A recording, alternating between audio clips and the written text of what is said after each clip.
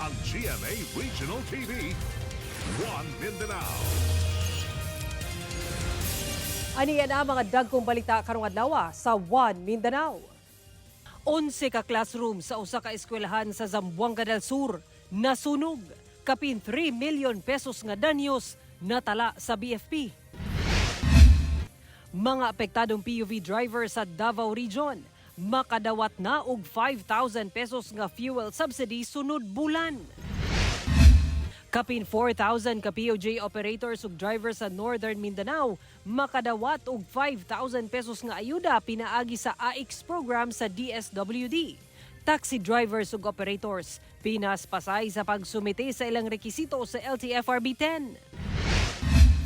Cagayan de Oro City Council ipatawag ang opisyales sa AFP ug US Army aron iklaro ang paghahimuong joint military exercise. Og iro nga daw dili na muhawa sa usa ka buffet restaurant gikalingawan sa netizen. Kini ang GMA Regional TV, One Mindanao. Mayong hapon Mindanao, ako si Sara Hilomen Velasco.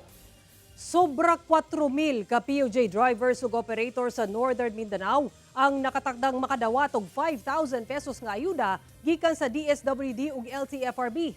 Tabang daw kini sa krisis nga hatod sa mega oil price hike. Taxi drivers ug operators pinas pasaysab nga naglihok sa ilang mga rekwisitos aron makadawat og ayuda. Ani report ni Cyril Chavez. Gibutyag karon sa Land Transportation Franchising and Regulatory Board kon LTFRB Region 10 nga moabot ngadto sa 4,864 ka mga public utility jeepney drivers og operators ang nakatakdang makadawat og 5,000 pesos nga ayuda ilawom sa Assistance to Individuals in Crisis Situation kon AIX sa DSWD uban ng LTFRB. Gibutyag ni LTFRB Region 10 Regional Director Aljo Bendijo nga kini na ang pinal nga numero sa makadawat sa ayuda human ang deadline gahapong adlaw. Ang DSWD na sab ang mag-release sa maong ayuda. Ang PUJ kahapon lang ho, yung deadline, wa na extension. Pasaylo ami, momentoy among giparingkamutan, pakiusap namin sa mga PUJ drivers na bilisan lang ang pag-submit ng ilang listahan para sa AIX. Karong adlaw sab ang deadline sa pagsumite sa mga rekisitos sa mga taxi operators ug drivers alang sa AIX. So wat-wat lang ta pag makumpleto na nato ni once we will complete ang listahan, then DSWD will be the one sila na ang bahala no sa pag-apod-apod aning mga ayuda nato. Tungod niini, taas ang linya sa mga taxi driver sa buhatan sa LTFRB 10. Pinaspasay nga gilihok sa mga taxi driver ug operator ang ilang mga rekisitos aron malakip sila sa makadawat og ayuda. May na lang biya pula sir kay dako kay tabang sa mga driver na makadawat anak. Siyempre kung naamanggaling hinabang para sa mga driver, kaandam mo dawat. Para lang masulpad-sulpad po na among problema. Gidugang sa LTFRB 10 nga gawas sa AIX, ginaproseso na sab ang fuel subsidy program sa LTFRB. Kauban si Jaybert Pairat, Cyril Chavez, One Mindanao. Gilaumang maapod-apod na sunod bulan ang fuel subsidy alang sa mga apektadong PUV drivers sa Davao Region. Atong sayro ng detalye niini sa live report ni John D. Esteban. John D. Sara, ang DSWD ang magapud-apod ni cash ni siya 5,000 pesos matag PUV driver nga apektado sa pagsaka sa presyo sa lana. Ato sayron. Perting paita yangungo sa mga drivers sa pampublikong saginan. Sanglit ginakauna matud pa ang ilahang kita sa kamahal sa lana. Unya laylay pagidaw ang pagpamasada. Naay fuel subsidy sumala sa DSWD. 5,000 pesos matag driver. Nagsugod na sa kauluhan. Apan sa Davao Region, posible nga maapod-apod karong Abril. Human sa Semana Santa, ang unang tranche sa subsidiya. The same amount siya, no? Madre, nakabutang driver of tricycles, PUVs and other common carriers. So, importante, yung ato mga rehistrado o na-permit to operate. Sa listahan nga na-validate na sa LTFRB 11, alang sa unang tranche, dunay 6,000 ka PUJ drivers, 1,000 ka TNVS drivers, samtang 3,500 ka taxi driver sa Davao Region. Kini nga ihap, mao ang makadawat sa cash assistance sa DSWD, ilawom sa AIX o Affected Individuals in Crisis Situation. Wala pa ilabot sa mong ihap ang tricycle drivers kay ilawom kini sa local government unit. Diretso sa mga drivers ang ayuda. Ang assistance nga pangtubil gikan sa DOTR, diretso sa operator, ihatag pinaagi sa card. Sa unang tranche, 5,180 ka operators ang mahatagan nga dunay 14,000 ka unit. Ang kwentada, base sa guidelines, 1,000 ngadto sa 10,500 pesos matag unit, depende sa gasto sa maintenance. Mas malaki na unit, mas malaki yung subsidy. So they're basing it on the maintenance cost like sa spare parts like tires, batteries, lubricants, fuel filter, oil filter, and then yung total operational cost po ng unit. Based on the latest guidelines, it will run from 1,000 to 10,500 but no specific yet as of now po. For example lang, 5,000. So that's per unit po. So kung 3 units, meron siyang 15,000. Naggulat pa daw ang LTFRB 11 alang sa second tranche, alang sa mga wala panalista nga lehitimong drivers. Tungod sa sitwasyon sa kamahal sa lana, ginalantaw nga naay posible nga muundang sa pagpamasada. Matod sa LTFRB 11, naay service contracting program. In case na may kakulangan talaga sa public utility vehicles, we're looking into the big modes like buses and minibuses to augment their routes para ma-serve ang mga underserved areas natin. Sara, karong hapon lang no gisuspende ni President Ferdinand Bongbong Marcos Jr. ang pagsaka sa plitihan kay sumala pa niya dili matud pa kini ang parahon para sa fair hike. Sara. Okay, daghang salamat, John D. Esteban. Atong sayro ng dugang pang mga balita sa Mindanao. Makauban nato si Cyril Chavez live sa Cagayan de Oro City. Cyril. Salamat, Sara. Nasunog ang 11 ka classrooms sa usa ka tulunghaan sa Zamboanga del Sur. Kapin 3.3 million pesos na kantidad sa danyos natala sa BFP. Ang detalye sa report ni Efren Mamak.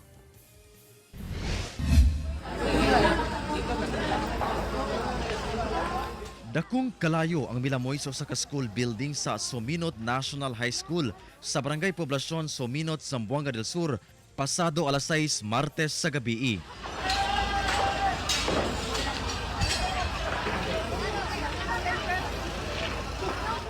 Buot pa unta magsalba og gamit ang mga magtutudlo og residente apan naglisod sila gumikan kay paspas mekanit ang kalayo.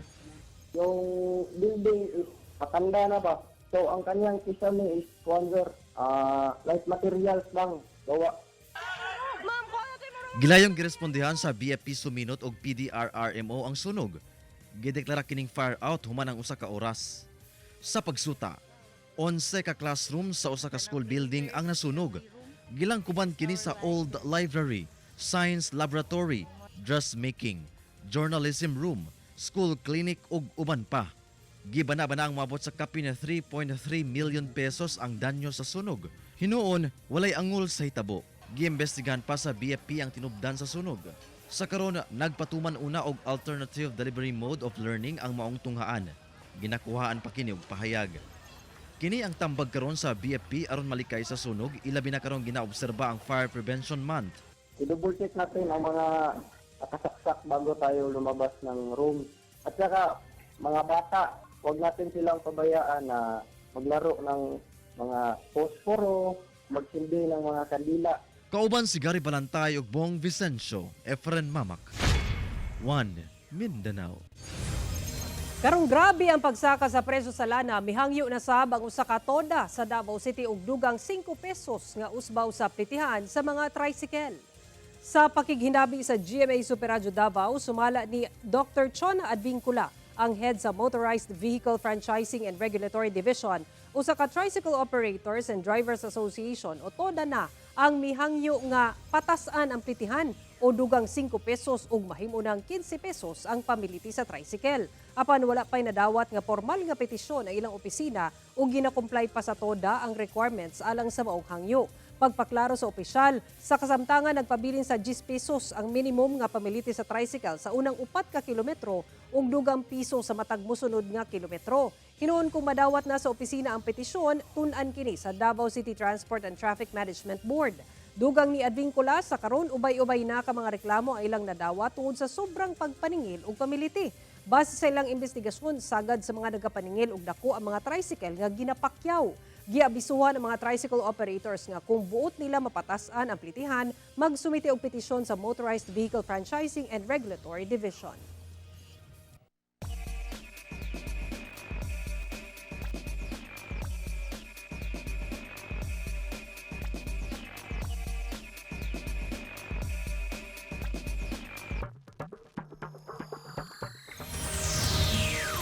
TV ang GMA Regional TV, One Mindanao.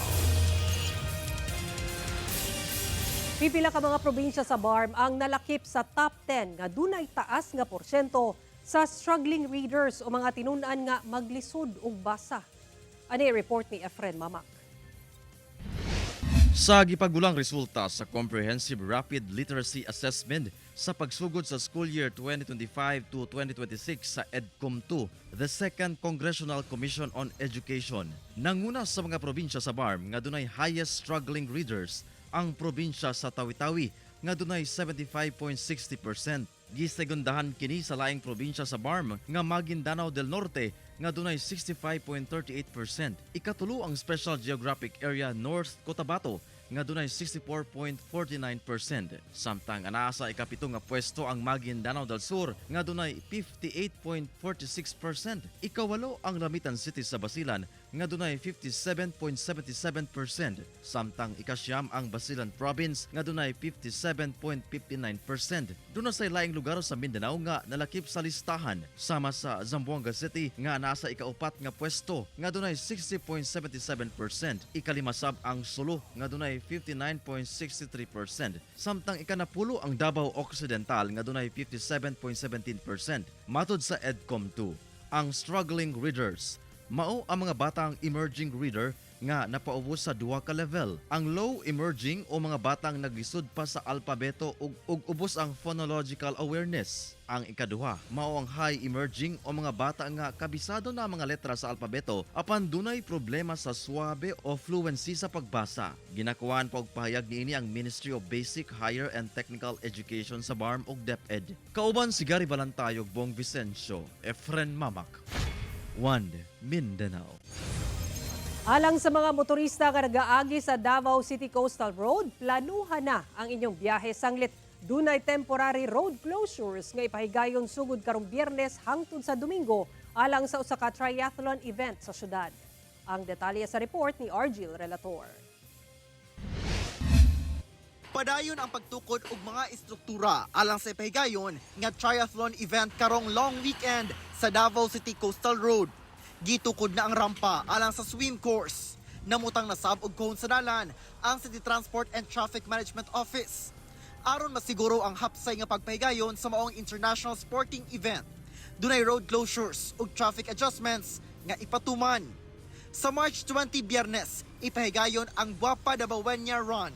Magpatuman og full road closure sa Davao Cotabato Road, Bagua Playa, hangtod sa corner Talomo Road, gikan alas 8 sa buntag. Gikan alas 12 sa hapon, hangtod sa Tulip Rotonda. Sa March 21 Sabado, ang Iron Kids Davao. Full road closure ang ipatuman sa intersection sa Davao Cotabato Road, hangtod Santa Ana Bridge, gikan alas 3 sa kadlawon, hangtod tungang gabii. Sabado sab ang intersection sa Talomo Road hangtod Santa Ana Bridge, gikan alas 9 sa gabii hangtod sa tungang gabii. Sa March 22 adlawng Domingo, sa main race sa triathlon event, gikan sa tungang gabii hangtod alauna sa hapon, dili maagian sa mga motorista ang gikan intersection sa Davao Cotabato Road, Bagua Playa hangtod sa Santa Ana Bridge. Gikan alauna sa hapon, full road closure sab hangtod sa Talomo Road. Gikan alas 3 sa kadlawon hangtod alauna sa hapon, dili sab maagian sa mga motorista ang Tulip Rotonda hangtod corner Ecoland Drive, corner Tulip Drive hangtod Kimpo Maya intersection. Partial road closure sa lane padulong downtown gikan Kimpo Maya intersection paingon sa corner Eco West Drive. Ang southbound lanes sa Kimpo Boulevard ug Davao Cotabato Road kay temporaryong magsilbing two-way traffic.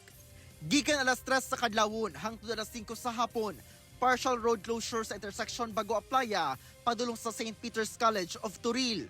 Magpatuman sab og temporary speed limit 40 kilometers per hour alang sa light vehicles ug 30 kilometers per hour alang sa mga bus ug trucks. While nagkakandakta dapat katong gusulti dapat minimize ang disturbance sa atong general public. So reminders lang sa atong kuan nakabalo naman ta nga natay umaabot nga activity atong suportahan nga hapsay kay ang Ironman is naay mga visitors gikan sa laing country, so atong ipakita ang atong pagka Davao disiplinado. Kauban si Metro Awing ug Jojo Solarte sa kamera. Ako si Orgil Relator. 1 Mindanao.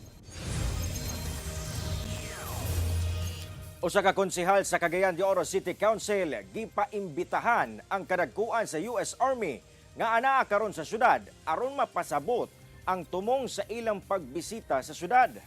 Ani ang report ni James Paulo Yap.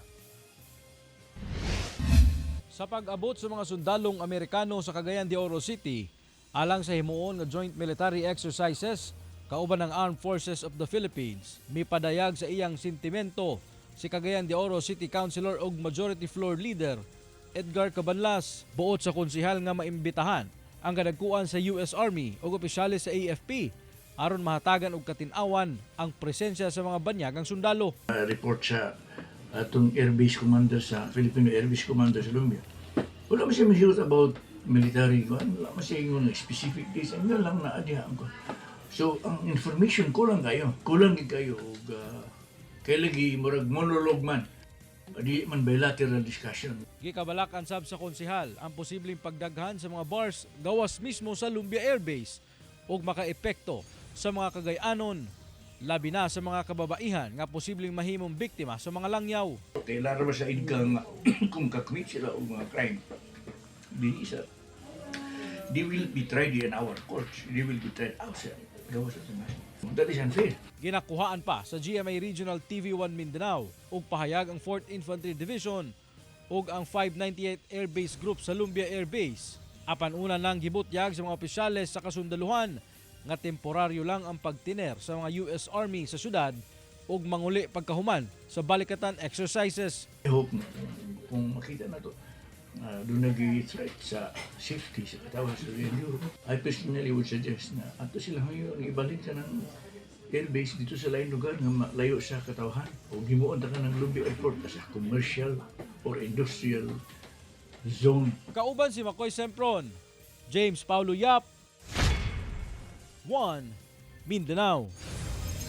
Mikabat na sa kaping 200 ang natalang insidente sa sunog sa Davao City sa unang quarter karong tuiga.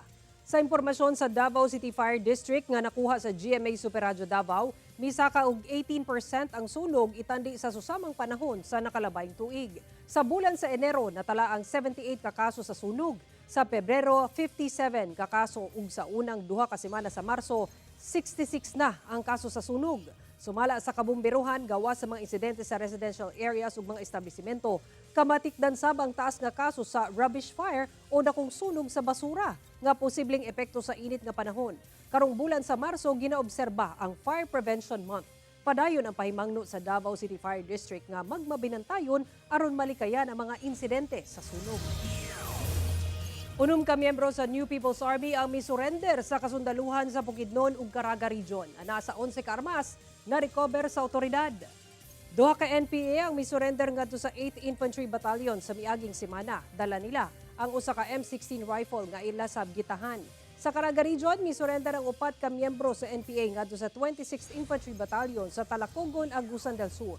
Dala nila ang 5 katag-as nga kalibre sa armas nga M16 rifles, Galil rifle ug M4A1 carbine ug mga magazine ug bala.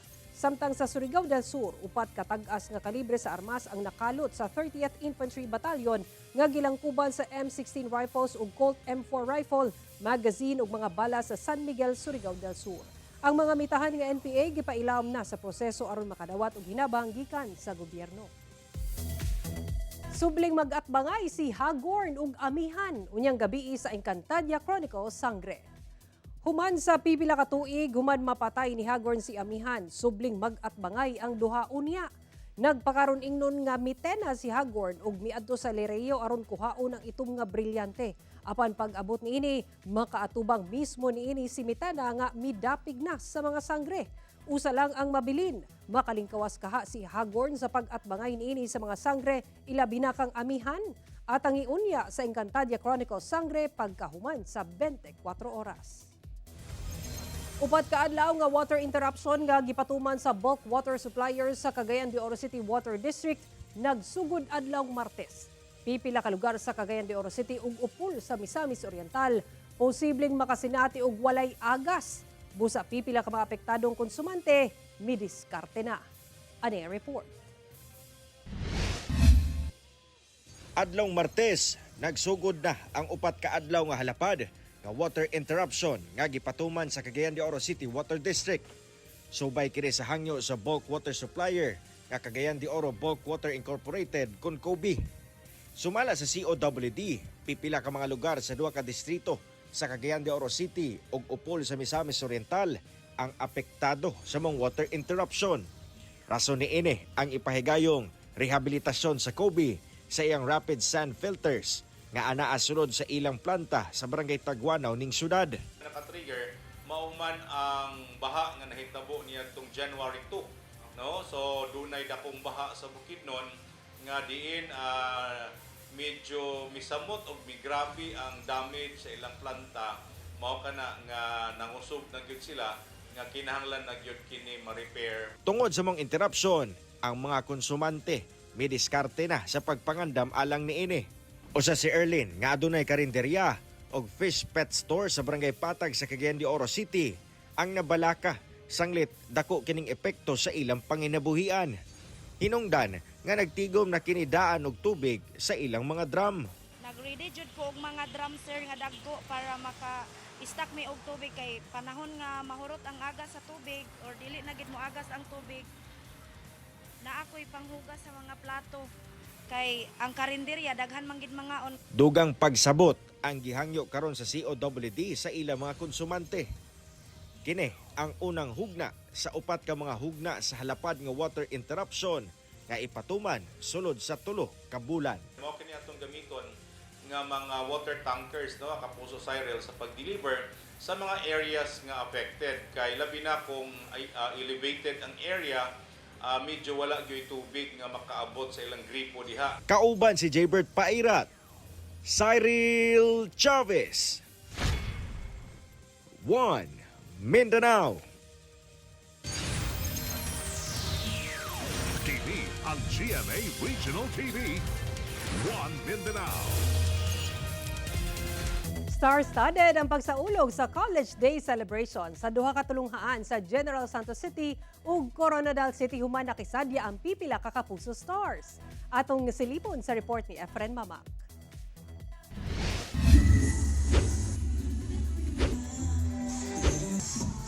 Moderno, creative ug full of energy. Kini ang gipakitang dance performances sa mga estudyante atol sa pagsaulog sa Rock-Rockan 2026 nga kabahin sa College Day celebration sa Ramon Magsaysay Memorial Colleges Incorporated nga gipaygayon mismo sa campus niini sa Barangay Lagaw, General Santos City. Isa na rin to sa pasasalamat namin sa aming mga students on their achievements since so many months on the four corners of their classroom. Apan mas nisamot kabibo ang selebrasyon, human nakisadya ang cast sa GMA psychological thriller and family drama series nga Apoy sa Dugo. Sama ni Ashley Ortega,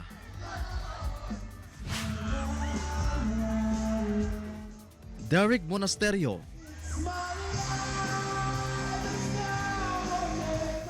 ug El Villanueva.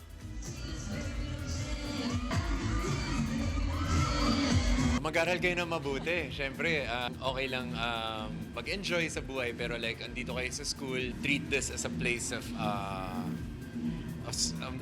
learning. Nauuna muna ang utak bago ang puso. Yeah. Speaking of puso, kumusta man? 1,000,000% happy! Basta i-balance nyo lang yung studies nyo, tsaka yung pagbabarkada, yung social life nyo and studies nyo, lagi nyo yan i-balance. Gitalawan sab nila Derek, Elle ug Ashley ang gipasigarabong pagkaon nga inspired sa tribong Tiboli, sama sa tudbulol o chicken barbecue nga giluto sa traditional method of grilling nga gidabdaban og kalayo. Kakaiba siya. Actually, binabasa ko pa lang yung menu. Sabi ko, hindi ko maintindihan. Yung pala, galing pala siya sa isang tribe, yung mga pagkain nila. Tiboli. Samtang sa Coronadal City, misamot kabibo ang selebrasyon sa College Day celebration sa Ramon Magsaysay Memorial College's Marble Incorporated nga gipahigayon sa South Cotabato Sports Complex. Tungod nakisadya sab kanila ang cast sa GMA musical drama series nga Born to Shine. Sama ni Olive May,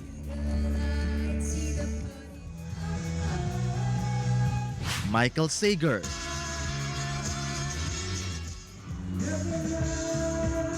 ug Zephanie.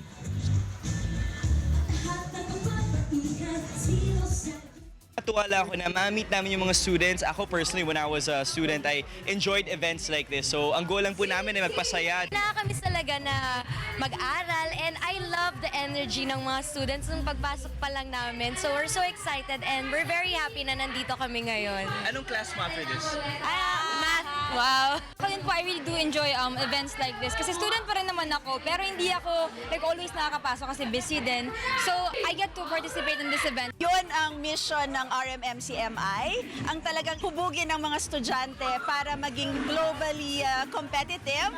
Talagang dapat hindi lang dito sila sa Pilipinas, pati sa labas. Kauban si Gary Palantayo, Bong Vicencio, Efren Mama. One Mindanao. Gikalingawan sa netizens ang usa ka iro nga daw dili na muhawa sa usa ka buffet restaurant sa Albay. Gikalingawan online ang golden retriever nga si Courage nga daw na-attach na sa usa ka buffet restaurant. Sumala ni fur mom nga si Yus Cooper Marie Mejes. Suki naman gud daw si Courage sa maong restaurant. Inig mosulod daw sila, igura daw matulog si Courage sa ilang tungod. Mao nga nalingaw sab sila nga daw dili na gustong muhawa ni Courage bisan manghuli na kay human na sila og kaon. Gani daw gusto pa ni Courage mo balik sa maong resto. Comments ubang netizens, gutom pa nga ni mama. Doon na ba kamoy makalingaw nga fur baby experience mga kapuso? I-share na kana sa #YouScoop. Ug mao kato ang mga ulahing balita sa Mindanao karong adlaw.